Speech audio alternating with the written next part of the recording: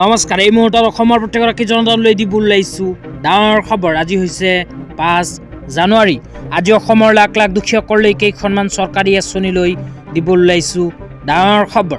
তো যিসকল মানুহে ভিডিঅ'টোত ক্লিক কৰিছে অনুগ্ৰহ কৰি ভিডিঅ'টো স্কিপ নকৰি প্ৰথমৰ পৰা শেষলৈ চাই থাকিব, কিয়নো এইটো ভিডিঅ'ৰ মাজত চৰকাৰী ঘৰৰ পৰা আৰম্ভ কৰি অসম চৰকাৰে নতুনকৈ ঘোষণা কৰা এক বিশেষ আঁচনিলৈ কেইখনমান গুৰুত্বপূৰ্ণ খবৰ আপোনালোকক প্ৰদান কৰিম। তো অনুগ্ৰহ কৰি ভিডিঅ'টোত ক্লিক কৰিছে যদি ভিডিঅ'টো স্কিপ নকৰি প্ৰথমৰ পৰা শেষলৈ চাই থাকিব। লগতে মোৰ চেনেলত নতুন হ'লে প্লিজ চেনেলটো ছাবস্ক্ৰাইব কৰি মোৰ লগত থাকিব। তো বলক ভিডিঅ'টো আৰম্ভ কৰি আজি প্ৰথমটো গুৰুত্বপূৰ্ণ খবৰৰ বিষয়ে বিস্তাৰিত জানি লওক। আজি প্ৰথমটো গুৰুত্বপূৰ্ণ খবৰ হ'ল চৰকাৰী ঘৰলৈ।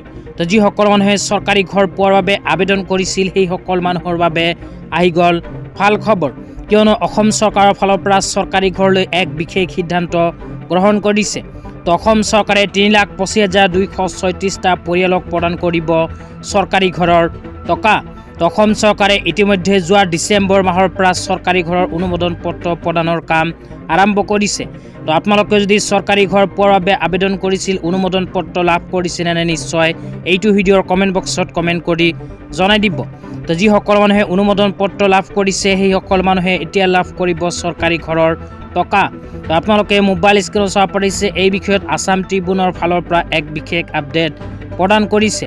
ইয়াতে কি লিখা আছে পঢ়ি আপোনালোকক বিতংভাৱে শুনাই দিছোঁ, অনুগ্ৰহ কৰি ভিডিঅ'টো চাই থাকিব। তো ইয়াতে লিখা আছে, in a major push to stand rural housing Assam chief minister Himanta Biswa Sarma on Tuesday distribute sanction letter to more than 3.25 lakhs families across the state under Pradhan Mantri Awas Yojana Gramin PMAYG. তাৰপিছত আৰু লিখা আছে, at a state level even in Boko where he hand over the letter, Sharma said the day's sanction marked the completion of the first phase of the flagship rural housing scheme. তাৰপিছত আৰু লিখা আছে, and extended his wishes to the beneficiaries families. তাৰপিছত আৰু কোৱা হৈছে, today we have provided over 3.25 lakh families in Assam with houses under PMAYG. All the name in waiting list have been completed, he told the process on the sideline of the event. ইয়াতে কোৱা অনুযায়ী অসমৰ মাননীয় মুখ্যমন্ত্ৰী ডাঙৰীয়াই ইতিমধ্যে যিসকল মানুহে চৰকাৰী ঘৰৰ বাবে আবেদন কৰিছিল, যিসকল মানুহৰ নাম চৰকাৰী ঘৰৰ ৱেইটিং লিষ্টত অন্তৰ্ভুক্ত হৈ আছিল, সেইসকল মানুহক প্ৰদান কৰিছে চৰকাৰী ঘৰৰ অনুমোদন পত্ৰ। তো চৰকাৰী ঘৰৰ বাবে 3,25,000 মানুহে ইতিমধ্যে চৰকাৰী ঘৰৰ অনুমোদন পত্ৰ লাভ কৰিছে। তো আপোনালোকে যদি চৰকাৰী ঘৰৰ অনুমোদন পত্ৰ লাভ কৰিছে তেন্তে আপোনাৰ বেংক একাউণ্টত চৰকাৰী ঘৰৰ প্ৰথম কিস্তি ধন সোমাই যাব। তো যিসকল মানুহে অনুগ্ৰহ কৰি ভিডিঅ'টো চাই আছে এইটো ভিডিঅ'ৰ কমেণ্ট বক্সত কমেণ্ট কৰি জনাই দিব যে আপোনালোকে অনুমোদন পত্ৰ লাভ কৰিছেনে নাই। তো এতিয়া আপোনালোকক দিব ওলাইছোঁ আজি দ্বিতীয়টো খুবেই গুৰুত্বপূৰ্ণ খবৰ। আজিৰ দ্বিতীয়টো গুৰুত্বপূৰ্ণ খবৰ হ'ল অসম চৰকাৰৰ সাংস্কৃতিক পৰিক্ৰমা বিভাগৰ ফালৰ পৰা প্ৰদান কৰা এক বিশেষ আপডেট লৈ। ইয়াতে কি লিখা আছে পঢ়ি বিতংভাৱে আপোনালোকক বুজাই দিছোঁ।